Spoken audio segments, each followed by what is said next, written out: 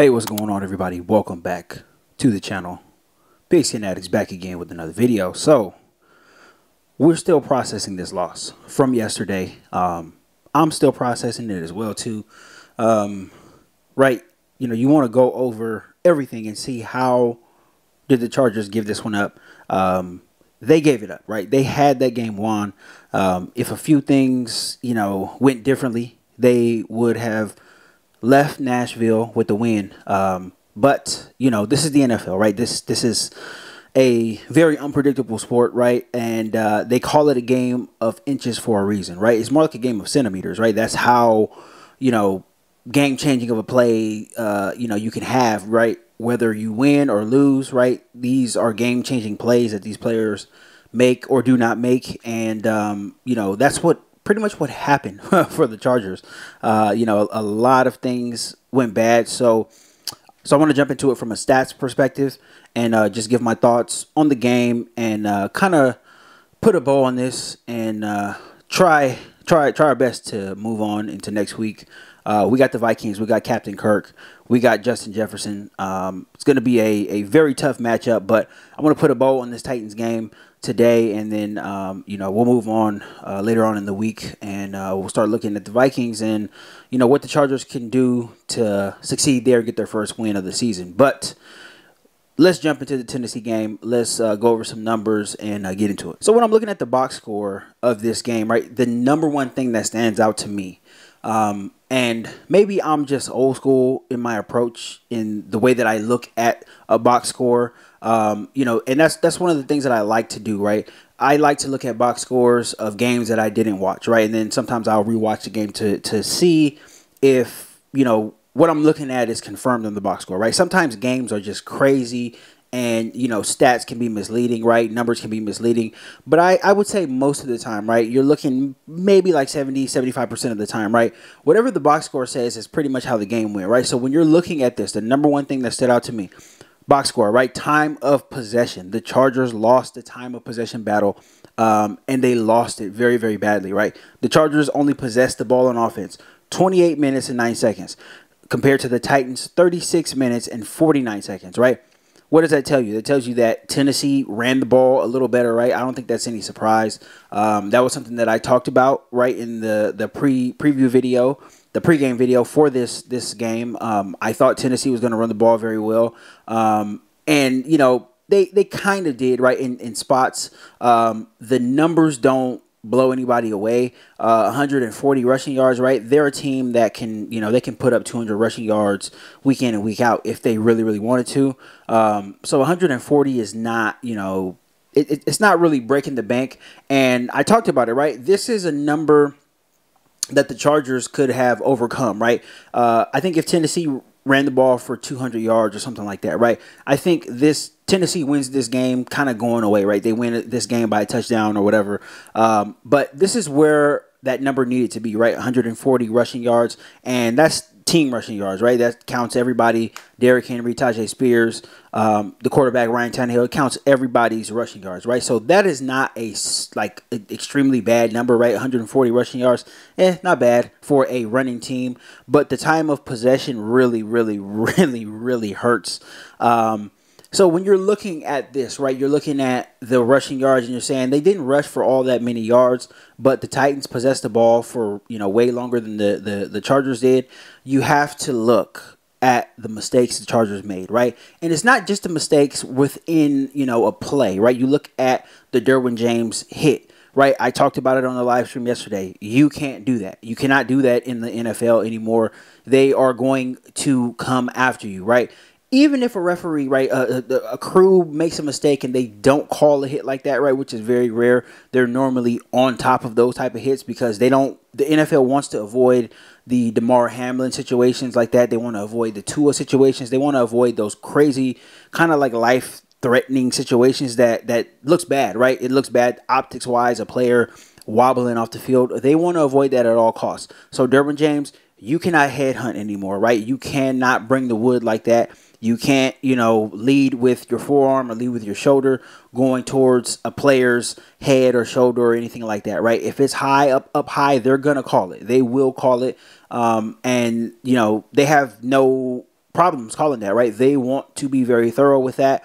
I get it. I understand it. And that's just something you have to adjust to, right? So that's something that you can't do. I talked about it yesterday. We don't need to rehash the whole thing again, right? You look at Sebastian Joseph Day, right? Even though his penalty did not look to be, egregious or anything like that, once the ball is out of the quarterback's hands, right, you have to leave the quarterback alone.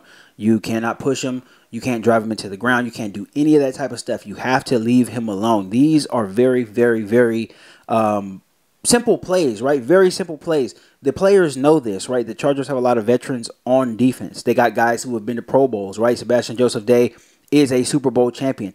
You cannot do that. So when you're looking at penalties like that, Kenneth Murray had a bad penalty as well, too. Came up, I think he blitzed in the A or B gap, came up and hit Tannehill high. Right, they're going to call that every single time. You cannot do that. So when you're looking at this time of possession, right, look no further than those penalties, right? Those are 15-yard penalties.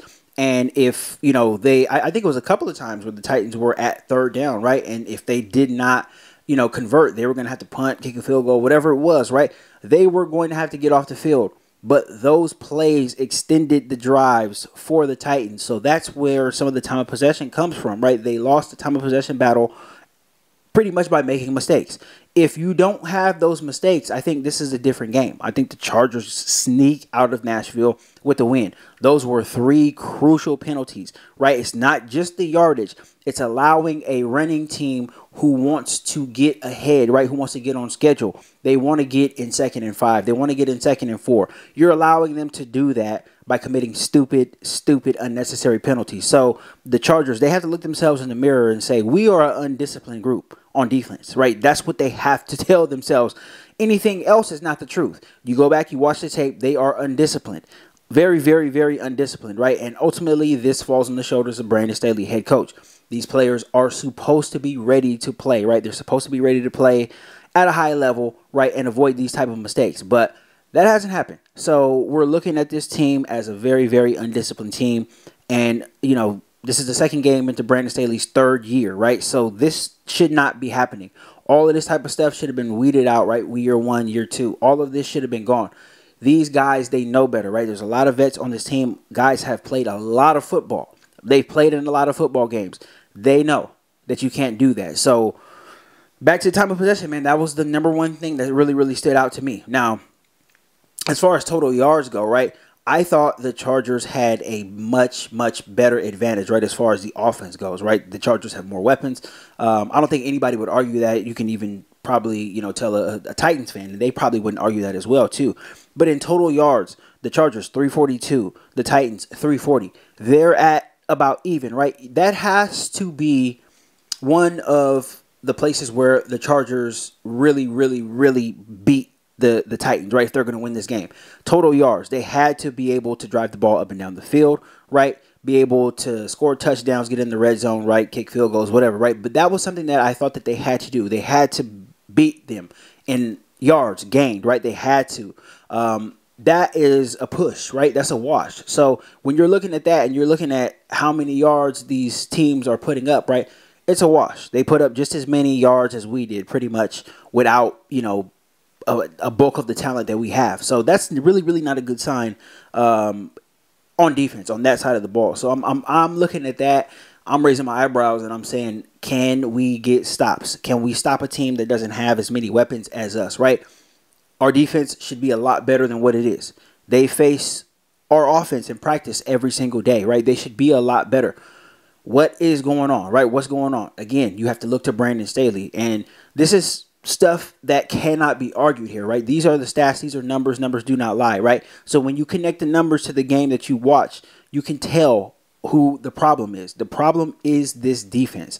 This is the most expensive defense in the league, and they are the least effective, right? All the numbers bear out that this is the worst defense in the league so far. They're going to have to improve vastly for the Chargers to even be considered a wild card contender. They're going to have to get better. There's really no choice.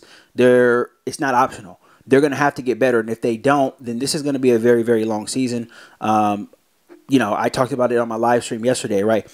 I was fully prepared for some kind of chaos this season, some type of disaster. I didn't think we would be talking about it this early in the season, right? Week 2.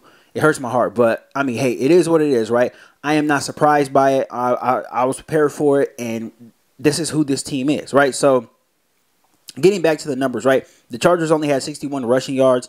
I knew that number was going to come down from last week. They ran the ball really well. The Dolphins, they weren't prepared to play the Chargers in the run game, and I think that was a big thing. I think we gave our offense a little too much credit. Miami, they obviously looked a lot better last night against the Patriots in their run game. So they weren't prepared to play the run. They weren't prepared to play the run with us. They weren't prepared for us to run it that much. I think we gave our offense a little bit too much credit. Now, I do think the run game is better overall, but I think we gave them a little bit too much credit. They did not run the ball nearly as well. And credit the Titans. They have a very good interior defensive line. They get after it. They stop the run. So credit to them, but we did not run the ball as well as we normally do. Tennessee, obviously, I went over that, 140 rushing yards. This is another number that really stood out to me, right? First downs. Chargers, only 19 first downs. Tennessee, 22 first downs, right? And when you look at it, those 3 penalties that I brought up, right? The Derwin James hit, the late hit by Sebastian Joseph Day, and then the high hit by Kenneth Murray, right? Those 3 penalties gave the Titans automatic first downs. So when you're looking at the Chargers 19 first downs against the Titans 22 first downs, if you take those 3 penalties away, the Titans only have 19 first downs just like us, right? And this game, as close as it was, right, anything could have happened at that point if you don't commit those stupid penalties. But those were 3 penalties that we gifted them. So that really put them over the top as far as first downs go, right? So this box score really tells a story of how bad this Charger defense is. That's really what I want to get at here. The offense could have played a lot better. They had their opportunities as well too, but they did as well as they could, I think, against a team who is pretty stout up front. They're pretty stout up front. They were able to sack Justin Herbert 3 times as well too. So they got pressure, and they were able to kind of speed him up a little bit. Not too much to the point where he was like running all over the place, but they were able to speed him up a little bit. There were a few, miscommunications, especially in the second half, where I thought the Chargers should have really picked up some first downs and continued to move the ball. But this is a new system, right? They are just getting used to it. It's only the second game, no preseason snaps. So I would give the offense a lot more leeway than the defense. This is the 3rd year of Brandon Staley's defense, right? There's really no excuses for this. Brandon Staley has been in town for a while. There is no, well, we need to do this and we need to do that, right? We have to get used to what he's calling and all of that stuff. No, this is the same defense that he brought in when he got hired in 2020, right? He's been in town for a minute. So this is his 36th game, I believe, as the Chargers head coach. And all 36 games, he's been the play caller on the defensive side of the ball. So the defense really has to get with it, right? This offense, second game under Kellen Moore, these guys were running a completely different system last year, right? There's not anything that really parallels itself from the Joe Lombardi system to the Kellen Moore system. Everything is brand new. Everything is brand new. Terminology, philosophy, all of that type of stuff. The run game is different. The way that they use the linemen is different, right? Some of the protections and stuff like that are different as well too. Everything is like completely brand new. So these guys have to get used to it, right? They have to get their sea legs under them. It's only, the second game for the offense, right? Yes, they could have played better, but I am way more encouraged by the offense than I am with the defense, right? So that obviously has to be said as well too, right? Neither team turned the ball over. That was a big thing as well too. And the Chargers ran 2 more plays than the Titans did, right? They ran 65 plays. The Titans ran 63 offensive plays. So all in all, right, this box score tells you that the Chargers did not do enough defensively to stop Tennessee, right? Another thing this box score tells you is that Tennessee, they played a little bit higher than their normal level on offense, right? I believe that is why they pulled out the victory today. The Chargers played below their standard level on offense and way below the standard on defense. So in my opinion, I believe that's why the Titans were able to pull this out. It was a tough game. It was a very tough game.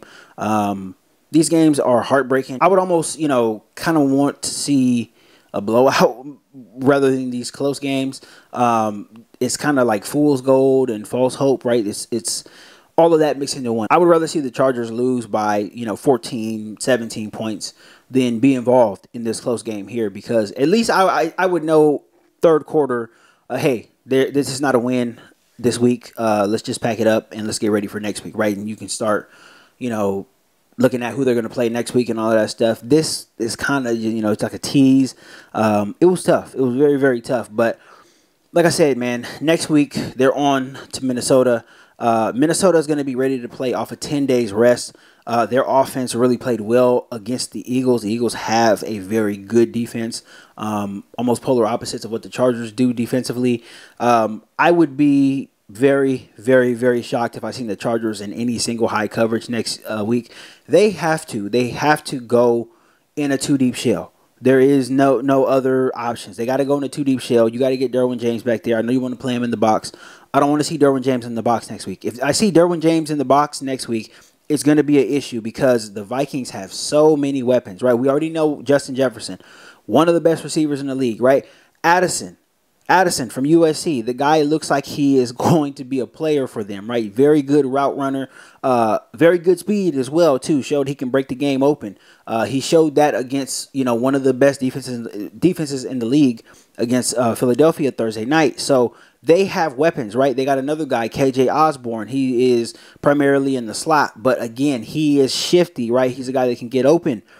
25, 30-yard gains, right? And then you have the big tight end, TJ Hawkinson. He had a very, very, very, very good game. And ever since he has put on the Minnesota Vikings uniform, he's been a different player. That guy is really, really coming on very, very strong. So there's a lot to defend against next week, right? When you're looking at the Minnesota Vikings, they're going to have to win that game on defense. I think the offense can put up some points. But when you're looking at it, right, they're going to have to. The defense is going to have to get some stops. They can't look at the offense to go out there and score every possession. It's just not feasible in the NFL, right? College, maybe, right? You're looking at a USC. You're looking at a team that can go up and down the field, right, and not be stopped. Happens all the time in college. NFL is a different story. You need a defense to be at least average to win in this league. You can't play below average. And Minnesota has some superstars on offense. The Chargers are going to have to get stops. It's non-negotiable. So I'm looking at next week now, right? I just wanted to put a bow on the Titans game, look at the box score, and look at, the numbers, right? And it just confirms what we've seen, right, on TV. And it's very frustrating, right? I really, really have nothing else to add to the conversation, right? Just kind of get the bad taste out of our mouth and move on to Minnesota, right? Hopefully they can pull this off in Minnesota. I'm gonna, reserve a lot of the, the venting, right? I'm gonna reserve that. If they lose next week in Minnesota, then yeah, I'm probably gonna go scorched earth. But they have to win. They have to win. If they win in Minnesota, then I think there's a chance that they can pull some things around. But yeah, they're gonna have. This is boiling down to that, and the only reason why I'm having this type of optimism again, I didn't think I was gonna have to talk about this early in the season. It's week 2, guys. Week 2. I don't want to be pissed off for the next 15 weeks. So I'm hoping they can get a win next week. We'll see. It might not. They may or may not win. I don't know. We'll see. But I just wanted to come on here, put a bow on the Titans game, and let's move on to Minnesota and see what happens here. Let's just see what happens. I'm not, the positive P or anything like that, but I just want to see what happens in week 3 because I do think a 0-3 hole is pretty much, you're pretty much in the water, right? You're pretty much dead in the water. You're not going to win the division. You're not going to beat the Chiefs being 0-3, right? You cannot win the division like that with Patrick Mahomes and Andy Reid. You just can't. You can't lose these early games and think you're going to catch up at the end. It's just not feasible for those guys. So we'll see. We'll see what happens. But that is all I got for this one, guys. Thank you guys so much for all the support. Thank you for welcoming me back to YouTube. I really appreciate it. Love all the comments. Thank you guys for all the engagement on Twitter as well, too. Really appreciate it. If you don't follow me there, if you're on Twitter, follow me, Pigskin_Addicts. I'm on there. I tweet all the time. And that's one of the things I've been trying to do is stay more active on Twitter to get more engagement and, you know, talk to more Charger fans. And, you know, it's been fun. Been really fun so far. So thank you guys for welcoming me back. I really appreciate it. And until next time.